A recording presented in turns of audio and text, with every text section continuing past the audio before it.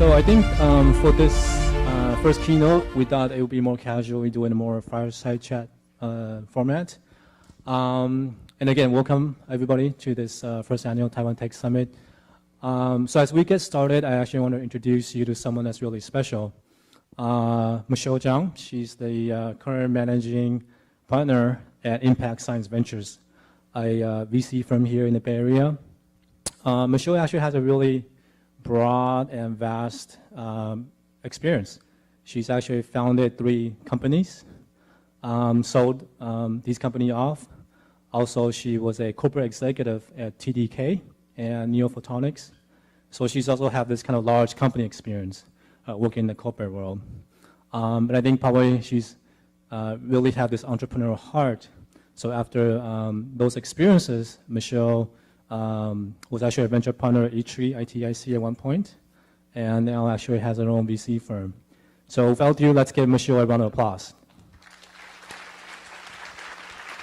Thank you. So I think for this format, we're going to do some discussion, and Michelle is actually going to walk us through some of the slides from her experience, talking about her story, and actually talking about some of the things that technology-wise that US and Taiwan can work together. So we'd love to hear what she has to say for today's event. So if you can move to the next slide. I think one more. Yeah, so this is her background. Oh, I didn't mention, she's a bachelor's degree from National Taiwan University. I know we have a lot of people from NTU here. Also a master's and PhD in electrical engineering at UC Berkeley. So really have her roots here in the Bay Area for a long time. I think without ado, I want to actually kick off with the kind of first question I have for her. So that we know that Taiwan is a global leader in semiconductor industry. We've seen that through the rise of TSMC and the whole semi ecosystem. However, we also know that semiconductor takes a lot of energy and a lot of water, right? There's always this talk about lack of water, lack of energy. And so I think I wanted to ask her about some of the innovations in this area, whether it's water preservation, material compound, carbon neutral, and what are some of the things that next generation technology density should innovate for Taiwan and for the world. So if you can go to the next slide. Yeah, thank you. Thank you, Rex. So hi, everyone. So happy to talk about the question. Sorry. The question that Rex has just posed, but I thought I would spend a little time just to give you a little bit more background about what I've done in the past, just to give you a little bit of context. So as Rex mentioned, I've started 3 sort of hard tech company in the past and had some successful exit. Also work in large corporation in between, and then eventually move to venture capital. So the way I started was really my first company was started shortly after I graduated from UC Berkeley. I worked on throughout my PhD thesis from pretty physicsy topic to toward the end that's really more really attracted to more apply things that's that can have more immediate impact to the society. So I worked on a project that's that turned into the first startup. So I started the first company shortly after I graduated, and it's in the what's called silicon photonic switching space. So basically building photonic-based switches. And then the idea is this ad of a company that made at that time. The idea is that it's back in early 2000, but fiber optics is started getting deployed. We're seeing the traffic. Lots of traffic going through this, central offices, and then now the data centers. So there was the expectation that as people have just an unlimited interest and thirst for information and want to use a lot of data, driving through it. So how do we best utilize those deployed infrastructure without having to keep on digging out the trenches and put more fiber?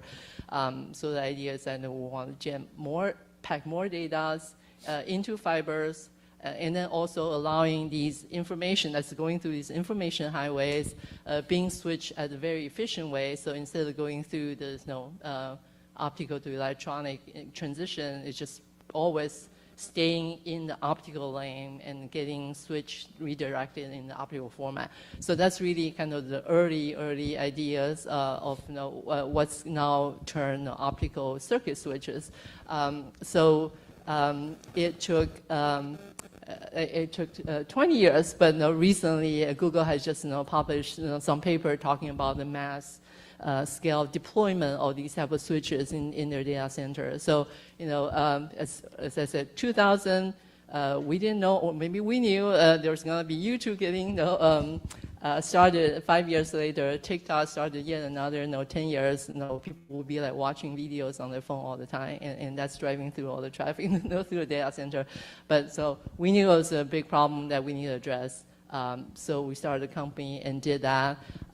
It took quite a while to get deployed at scale over time, because these are hard tech, but eventually it did happen, and having a great impact. So that's my first company. And next company, next slide, please, Pink Solutions. Next slide. Thank you. So it's, again, the idea of we're seeing. Well, actually, I started out was giving advice to some companies about looking at using sensors to get data of tracking things, tracking motions. But then eventually, we, after a lot of interaction with customers, we identified this application of using distributed sensing, placing sensors on supply chain assets, and being able to track the location of these assets in real time. And then so that's using a distributed sensor, IoT sensor with big data, and then layering on top of it a SaaS layer to help the supply chain asset owner to be able to have real-time visibility, being able to manage their supply chain better, more efficiently. So it's, again, really early on in terms of digital transformation of the supply chain. We thought, essentially using sensor automation to replace a lot of pen and paper manual processes. The company started 15 years ago, and then was acquired, or really became top of mind, being very aware by everybody, especially over the recent supply chain disruption over COVID. So now the product is deployed everywhere, and then it's touching lots of every product that's going through the shipping centers now. So that's my second company. And then the third company, next slide please, was a UC Berkeley spinoff. It was building ultrasound sensors using the surveillance semiconductor technology called MEMS to miniaturize these the ultrasound sensor that's already being used in automotive, like the backup sensors, or in hospital, medical. That's what the common use. But the vision is that if you can build these sensors, so the typical ultra sensor is this size, but the vision is that if you can build them with advanced semiconductor technology, making them super small, really low power, very low cost, then it can go everywhere. And then it can be an always-on sensors embedded in everything in the environment, and then so that it can make everything smart. So ubiquitous sensing, so for a smart everything, revolution. That's our vision. So now so this took a shorter time, as I perhaps learn from the experience. Took a shorter time to get the product to the market, much less capital, and then the company was also sold a lot faster. But now it's in all these products that's surrounding everybody in the home these days. So that's kind of my startup experience. And then as we mentioned, I went to a big company in between, working mostly in the strategic planning, corporate development role. Because I was interested in both learning about how things are done at big companies, as well as wanting to stay close to innovation and being able to work with the startups. So kind of sitting on the other side of the table, looking at how big corporation can leverage innovation from the outside and help the company to grow. So that was my operating experience. So, but after selling or after Cherbo was acquired by TDK, I stayed with TDK for a couple more years because I was committed to really stay there and make sure the products are up and shipped to the market in mass production. But as I was contemplating on what I should do next, I thought, how can I do something that's more impactful? Other than, starting a company, creating a lot of jobs, and also product that everybody's using is very impactful, absolutely.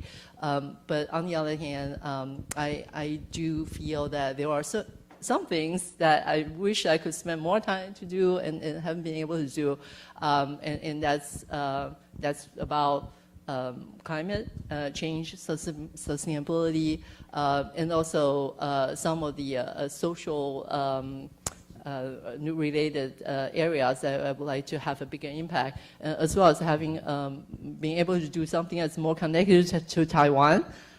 So that's how I first started doing investments with E3, venture capital arm ITIC.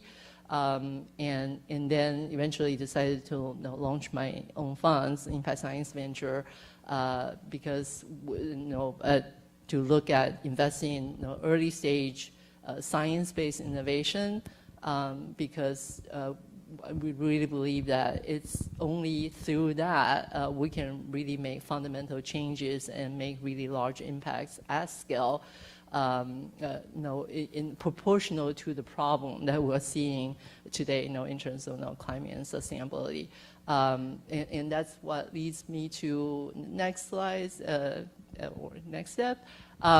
So as we know, there are lots of grand challenges in different areas, but in climate, there are basically 5 identified grand challenges just in terms of the major sources of greenhouse gas emission.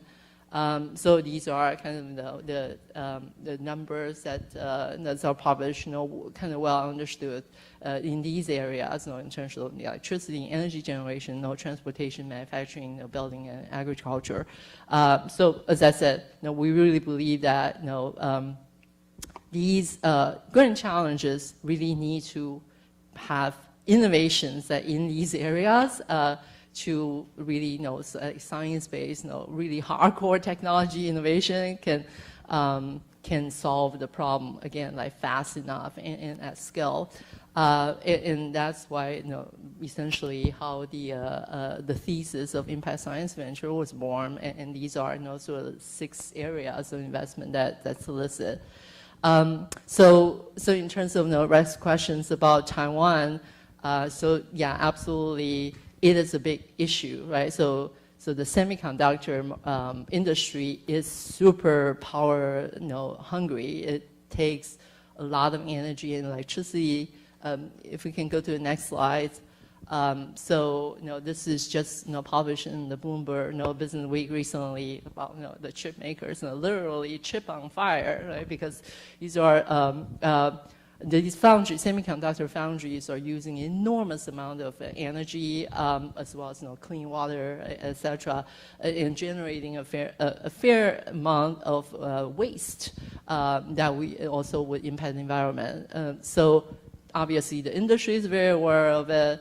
TSMC is now using 6% of Taiwan's overall energy consumption, assumed, believed to be equal to the entire country of Sri Lanka would need in terms of electricity needs.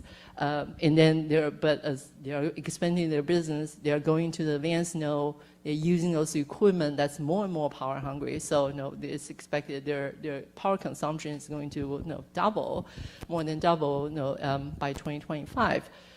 So at some point, Taiwan is basically going to run out of power, available power. So how, what do we do now? Also, in addition to, so besides just building more electric generation plants, which in Taiwan right now is very much fossil fuel based, and therefore, if we can go to the next slide, so if you look at the 5 grand challenges, the initial chart I showed was the global average, and then but obviously for each country the breakdown is different. But if you look at Taiwan, over 50% of the emission is coming from electricity, and it's because of our dependence on coal and other fossil fuel base. So basically, Taiwan is really have in this existential crisis of, on the one hand, we absolutely want to grow the economy, want to grow the semiconductor industry, and also need more power. So we want to generate more power. But on the other hand, the government, and rightly so, has a commitment to go to net zero in 2050. So and meanwhile, right, if we just increase the energy generation in the same way as before, obviously we're never going to get there. So what does that mean? The answer is obvious. The next slide. So on the one hand, so Taiwan needs to increase the electricity output and yet achieve energy independence, as well as reducing CO2 emission through just renewable, deploying more and more renewable energy, to solve the problem. Besides the traditional solar and wind, offshore wind, obviously very important, readily available, need to be looked at. So we should think about other type of power sources, dispatchable power sources that would allow you to have renewable energy 24/7. So because wind and solar is depending on the time of the day, also seasonal. So thermal energy or geothermal energy, like the company Fervo, that's like one of our portfolio company produce, or maybe wave energy, using the oceans, since Taiwan is surrounded by, can also provide that constant power. And then in addition to that, how do you store this excess energy that's coming out from the wind that's generated by sun and wind while it's going, and use that at night? So low cost, grid scale storage, such as those provided by, again, our portfolio company Antora Energy, is super important. So these are the areas that are I'm looking at, we're investing, but also I believe really an area that Taiwan can look at, not only for solving Taiwan's energy crisis, but also, or upcoming energy crisis, but as well as an opportunity to see how can we look at these new type of industries and startups, looking for ways for Taiwan to participate not only as a user, but as a producer or innovator, or supplier of these technology solutions. That's great. So I think I want to follow up with the second question, which is, we've seen that decoupling of technology globally brings some things more onshore. We've seen the supply chain issues globally with this pandemic.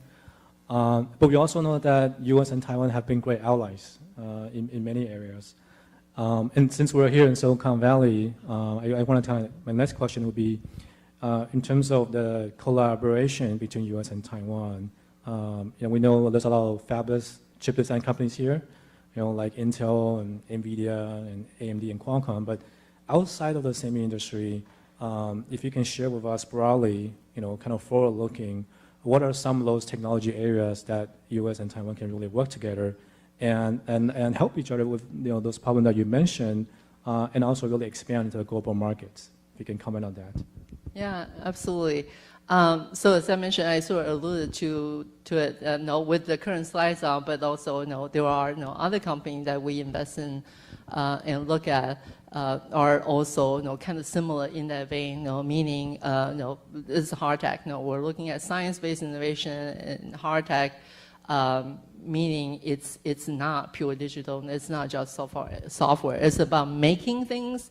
And I think that's really one thing the Taiwanese people, the country is particularly good at. It's just that we're really good at making things with high quality and at affordable price or a reasonable price, or we can help people to drive down the cost of that. So a lot of the companies that we invest in, currently we're a little bit more focused on the U.S. just because our partners are based here. We see more deals here, but it's always a company that have manufacturing needs that they need to address beyond the initial prototype stage.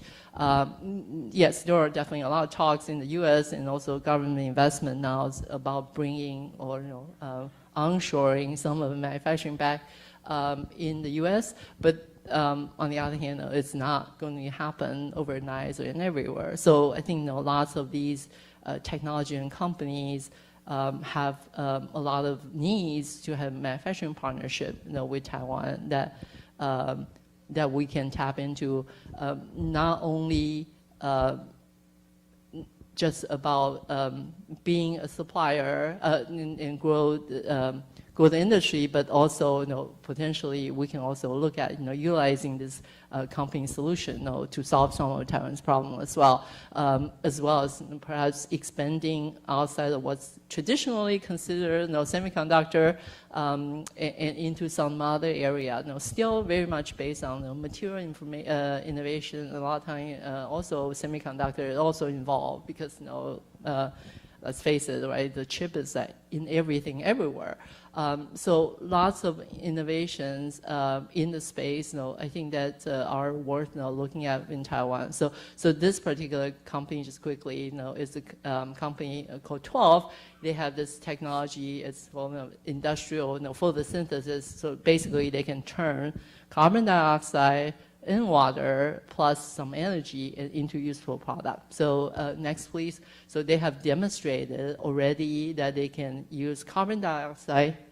If we can go to the next slides, use carbon dioxide to produce jet fuels. They call e-jet. What a novel concept of actually instead of just burning fuel to produce carbon dioxide, you can turn it around and make that into jet fuel again. And also as well as using that to make many different type of plastic products that we're using today. So they have already demonstrated the technology, even though quite early stage company, only a few years into their life. They've done all this demonstration, but then recently announced a deal with Alaska Airlines actually going to be using the fuels produced, not from the drilling, but produced from CO2 that's captured into making fuels. Super exciting technology. They need to build big machines to make that happen. Is there opportunity for Taiwan to participate in that in some way? Possibly. Certainly, it's also a great opportunity for Taiwan when it comes to thinking about how do we decarbonize, in addition to every other thing, this being one of the solutions. And then another example, maybe a couple more slides quickly, that we're very interested in is the idea of plant-based meat or meat alternative, and then in particular, using seaweed as a protein source. So we all know we're kind of running out of land to grow more food to feed the growing world population. So that's why aquaculture is becoming an area that everybody's looking at. And certainly, again, Taiwan being an island surrounded by ocean, so aquaculture, so one thing we are very good at and can be even better at. So cultivation of seaweed and using seaweed extraction as a protein source to make meat alternative and other products seems like a great opportunity. So next slide. So this is Berkeley startup founded by two awesome, badass female CEO and CTO that we were able to invest really early on. And again, early stage company, but they're already having seaweed-based bacon being sold across the country right now in restaurants. And then the hope is that it could become, you can get into many more other different type of food.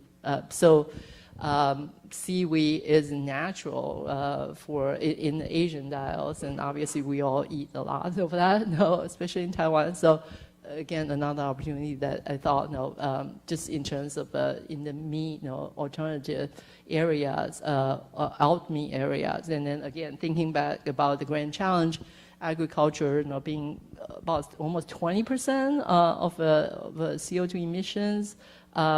So moving into this type of direction, so really will have a huge impact.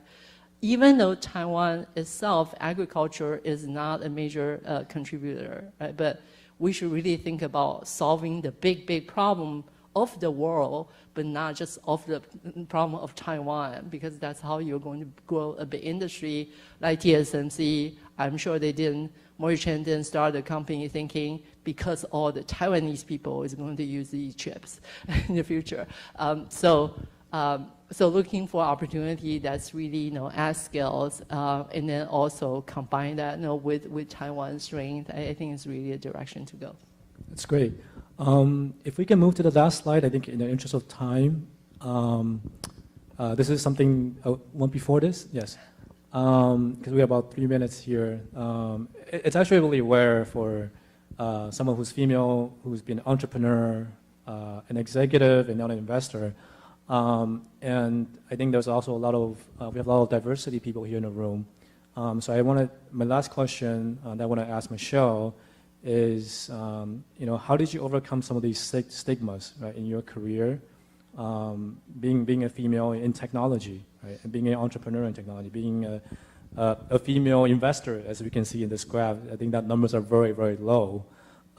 If you can give some tips or advice to a lot of our audience here in the group, what that journey was and what tips you would give our young professionals today. Sure, yeah, absolutely. This is definitely a topic that's dear and near to my heart, and that's also in part the reason why I decided to go into venture capital. In part, it's just through my personal experience. So, obviously, I studied electrical engineering, so I was very used to being one of the few females in the room, classrooms and otherwise. But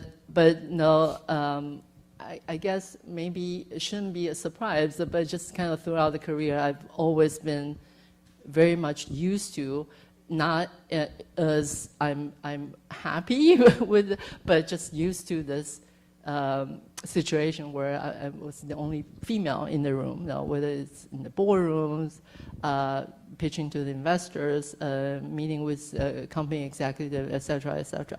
So, I'm showing you stats here, right? The female founders, even though there were half of the population is female, but female founders receive much fewer, much less venture funding from males, and which didn't make sense, right? But that's just the situation. That's how it is. So I think that I was able to have some success in my career, partially just because I just try to push myself to do things that's not necessarily to my nature, including sitting here to give a speech.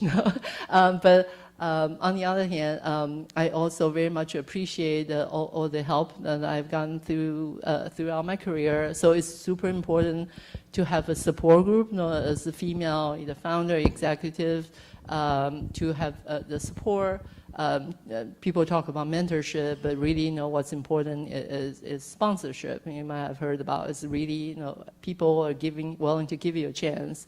And then to promote you in the organizations or let you try new things. And then so I guess my advice is that when that happens, even though you may not like it or want it, but just try to push yourself and grab that technology, try to grab that opportunity.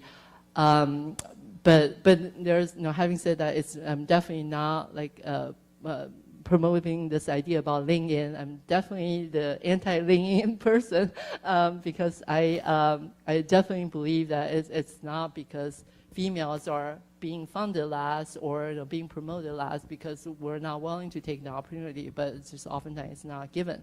So again, sort of build your support group, take the opportunity while it's there, but also like do something yourself. So like for me, we do know that female VC tend to be 4 times, according to some study, 4 times more likely to fund female founders, and also it just makes the difference when there's a female presence, right? So just in terms of giving the founders the comfort of who they are talking to, and that's why I decided to get into venture capitals, and it's hopefully be a change agent for change in some way.